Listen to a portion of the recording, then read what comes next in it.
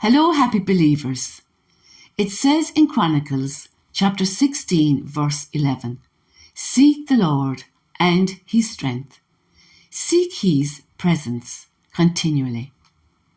The same verse is also mentioned in Psalm 105, verse 4. A lot of the Bible repeats itself. The Old Testament repeats the accounts of what happened in different books. The four Gospels repeat the life story of Jesus, each with its own slant. And at times the New Testament repeats the Old Testament as well, showing how the two books intertwine, how one leads to the other, and how God's plan is unfolding from the very beginning. The trend running through both books is how God is always with his chosen people, leading, guiding, and loving us. When we notice how much of the Bible is repeated, two things come to mind. The first is the Bible is not as daunting a read as we thought. And second, it makes it easier to remember and understand the Bible. We also become very familiar with it, which is a great help when we are studying the Bible. Also, there are different versions of the Bible, the different translations which help make it easier to understand. It is the same message but worded differently, and we choose which translation best suits us. The following is an example of 1 Chronicles chapter 16, verse 11. "Seek the Lord and his strength. Seek his presence continually." Or other translations say, "Look to the Lord and his strength. Seek his face always." Search for the Lord and for his strength. Continually seek him. Seek the Lord and his strength. Seek his face continually, longing to be in his presence. Go to the Lord for help and worship him. Seek the Lord and his strength. Always look to him. The two versions I choose are "Seek the Lord and his strength.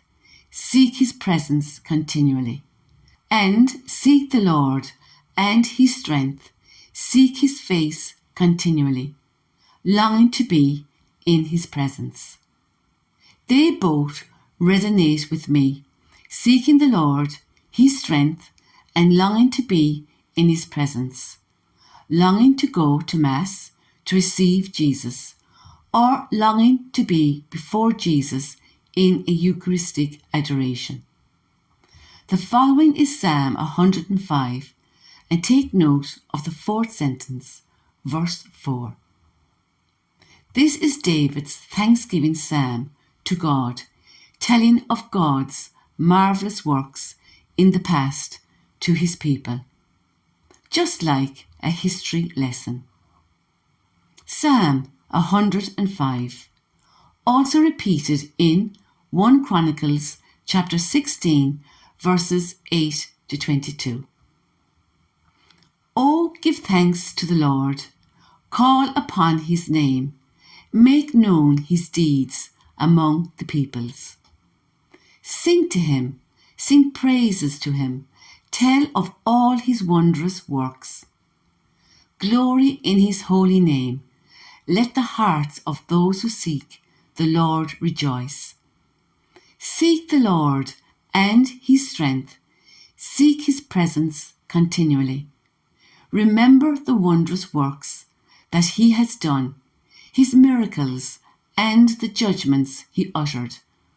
O offspring of Abraham, his servant, a children of Jacob, his chosen ones. He is the Lord our God. His judgments are in all the earth. He remembers his covenant forever, the word that he commanded for 1,000 generations.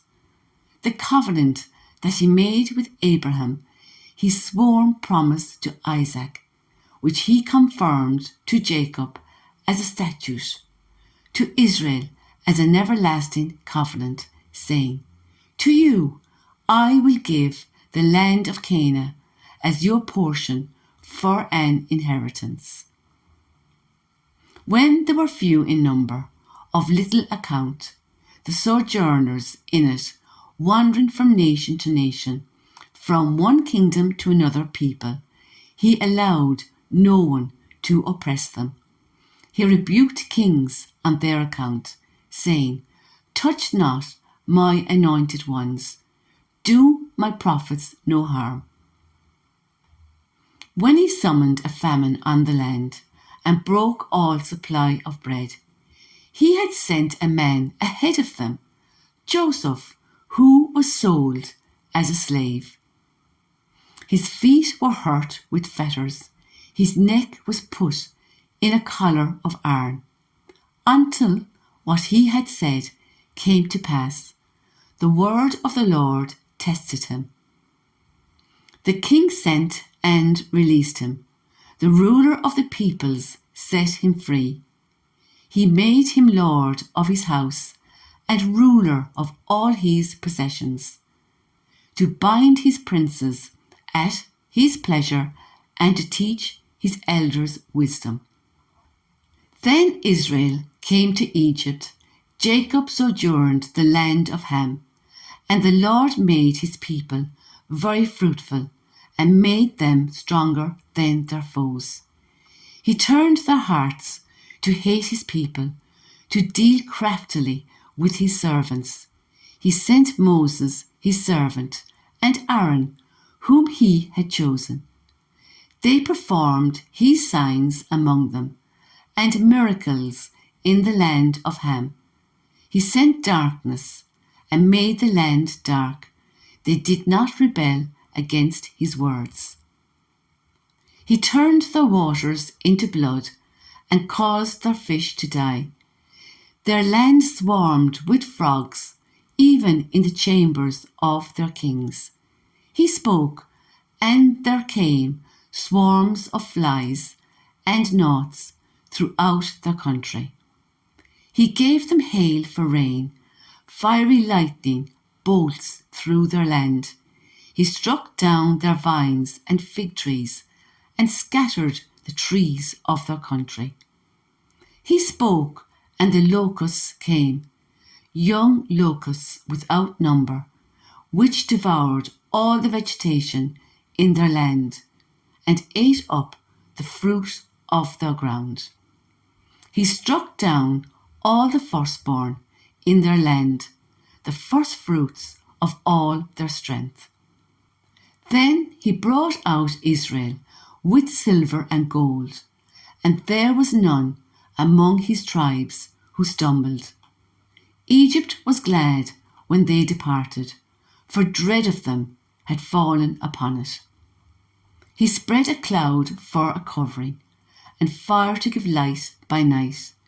They asked, and he brought quail, and gave them bread from heaven in abundance. He opened the rock, and water gushed out. It flowed through the desert like a river. For he remembered his holy promise, and Abraham his servant. So he brought his people out with joy, his chosen ones with singing, and he gave them the lands of the nations, and they took possession of the fruit of the people's toil, that they might keep his statutes and observe his laws. Praise the Lord. Reflection. These verses help us even when we read them today. They tell us that God is a wonder worker who needs praise and thanksgiving for all that he has done for his chosen people in the past. David tells us to seek God because he changes things and transforms us. We are limited, but God is unlimited. And it is not our strength, but His, that we need to rely on. It is important that we do not forget what God has done for us in the past and continues to do for us today. We can see our God is a faithful God. He has never broken His covenant He made to Abraham. To you I will give the land of Canaan as your portion of an inheritance. We can trust God as He means what He says. He can only speak the truth. God also is a protector. God protected His chosen ones, His anointed ones, and His prophets. King David would cause no harm to King Saul because Saul was anointed. When God summoned a famine on the land, He also sent a solution ahead of the famine, in sending Joseph ahead of His chosen people. It is a reminder to us that even though we might not always understand what is going on in our lives, God does and acts in His time, not ours. There was a great purpose to Joseph's life, even though at times it seemed as if it had none, and he was doomed, even a failure. Who would have thought that Joseph's life, with all the twists and turns, would have turned out so well? Only God can do that. Then the psalm goes on to mention all that happened when He sent Moses His servant and Aaron, again whom He had chosen in advance. They performed God's signs among them, and miracle after miracle, again for His chosen people. We can also trust that God has a plan for our lives as we read the following verses. Jeremiah chapter 29, verse 11. For I know the plans I have for you, declares the Lord, plans for welfare and not for evil, to give you a future and a hope. Proverbs chapter 16, verse 3. Commit your work to the Lord, and your plans will be established. Proverbs 16, verse 9. The heart of man plans his way, but the Lord establishes his steps. Please like, subscribe and share so we can all live our wonderful Catholic faith together in all its richness. Thank you. Next painting very, very soon. Watch this space. Until then, remember, God has a plan for your life.